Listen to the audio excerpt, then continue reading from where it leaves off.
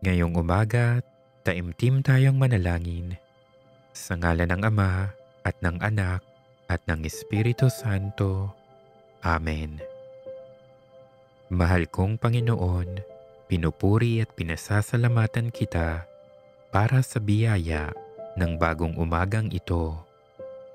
Ang sikat at init ng araw ngayon ay tanda ng iyong walang hanggang awa at pagmamahal. Samahan mo ako, Panginoon, sa buong maghapon. Sumaakin nawa ang iyong banal na pagpapatnubay nang magampanan ko ang aking mga tungkulin ngayong araw nang may sigasig at pagmamahal. Umaasa ako sa iyong pagtulong, Panginoon. Punuin mo nawa ako ng pag-asa nang hindi ako daigin ng anumang problema, pagsubok, takot at pag-aalinlangan. Alisin mo sa aking puso ang takot, pagdududa at pagkabalisa. Sa iyo, Panginoon, nagmumula ang aking lakas. Ikaw, Panginoon, ang aking pag-asa. Kaya, Panginoon, tulungan mo akong magtiwala sa iyong dakilang plano. Ipinagkakatiwala ko sa iyo ang aking buong sarili at mga pangangailangan.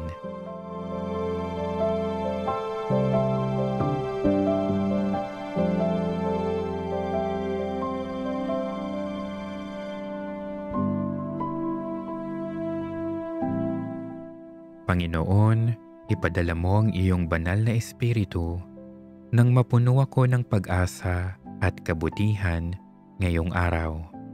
Ipagkaloob mo nawa ang iyong biyaya at pagpapala sa akin ngayon. Maging daluyan nawa ako ng iyong pag-ibig at awa. Hinihiling ko rin ang iyong paggabay sa bawat gawain ko ngayon. Bigyan mo ako ng karunungan upang kumilos ng tama at ng kababaang loob upang amining kailangan kita sa lahat ng pagkakataon. Sa araw na ito, Panginoon, gawin mo akong instrumento ng iyong kapayapaan at kagalakan. Nawa sa aking salita at gawa, makapagdulot nawa ako ng pag-asa sa aking kapwa. Pagpalain mo rin ang aking pamilya, mga kaibigan, at lahat ng aking makakasalamuha. Naway maghari ang iyong pagmamahal sa lahat ng aming ginagawa. Panginoon, ngayong araw, puspusin mo ang aking puso ng pag-asa at punuin mo rin ako ng iyong kapayapaan at kagalakan. Amen. Mapagmahal kong Ama, inilalaan ko ang mga sandaling ito upang taimtim na manalangin. Inaalala ko na ikaw ang tunay na pinagmumulan ng tunay na lakas at pag-asa. Ikaw ang aking kanlungan sa oras ng kagipitan. Ikaw, O Ama, ang liwanag na siyang aking gabay sa gitna ng dilim na minsan ay bumabalot sa akin. Ang iyong presensya ang nagdudulot sa akin ng kapanatagan at katiyakan. O aking butihing Ama, ikaw ang aking tagapagligtas at ang aking tagapagtanggol. Panatag ako sapagkat alam kong kaisa kita sa lahat ng pagkakataon. Sa gitna ng mga pagsubok na aking kinahaharap, buong kababaang loob akong dumudulog sa iyo. Pinanghahawakan ko ang iyong mga salitang binigkas. Huwag kang mangamba dahil ako ang Diyos mo. Palalakasin kita at tutulungan.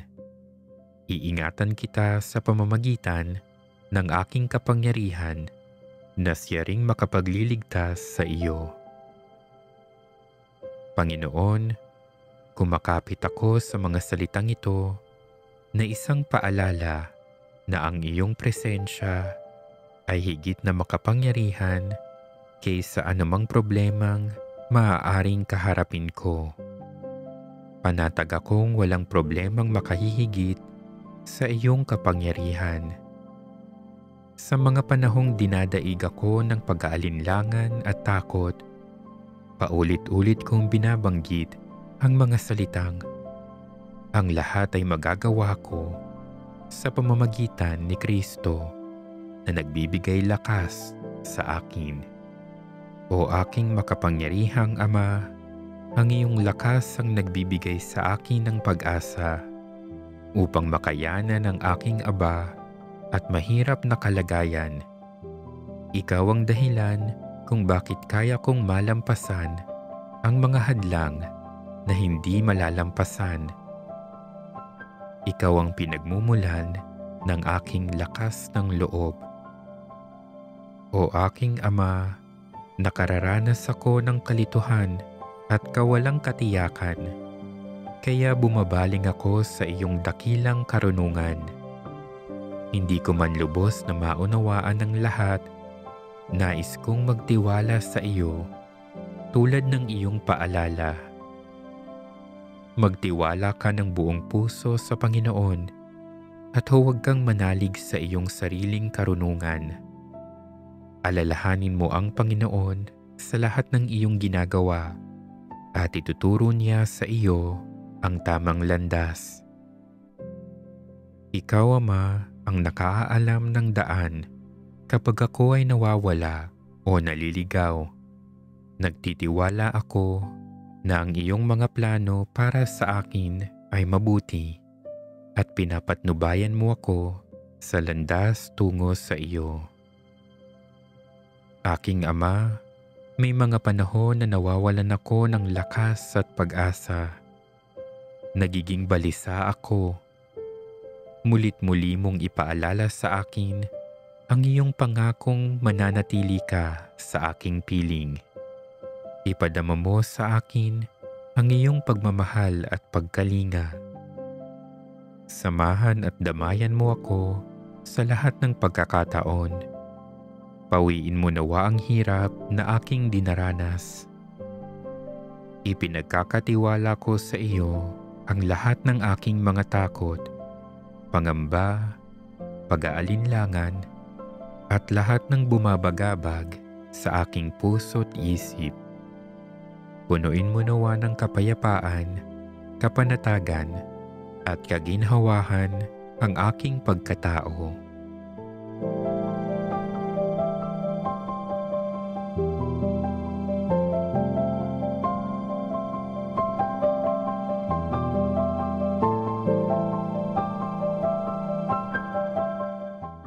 O aking Ama, inaamin ko ang aking kahinaan at mga pagkukulang. Kaya naman sa iyong biyaya ako umaasa.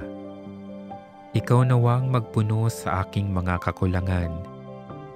Ang iyong biyaya ang nakapagpapanibago sa aking mga kahinaan. At sa aking kahinaan na ipamamalas mo ang iyong dakilang kapangyarihan. Kaya naman, o aking Ama, kaisa ng aking pusong puno ng pasasalamat at pagtitiwala, isinusuko ko ang aking mga alalahanin, takot at pag-aalinlangan sa iyong mapagmahal na mga kamay. Ikaw ang aking lakas, ang aking pag-asa, ang aking tagapagligtas. Walang problema ang makadadaig sa iyong kapangyarihan at walang anuman ang makapaghihiwalay sa akin sa iyong pag-ibig. Ang lahat ng ito ay hinihiling ko sa makapangyarihang ngalan ni Jesus, ang aking tagapagligtas at kaisa ng Espiritu Santo. Amen. Sa ngalan ng Ama at ng Anak at ng Espiritu Santo.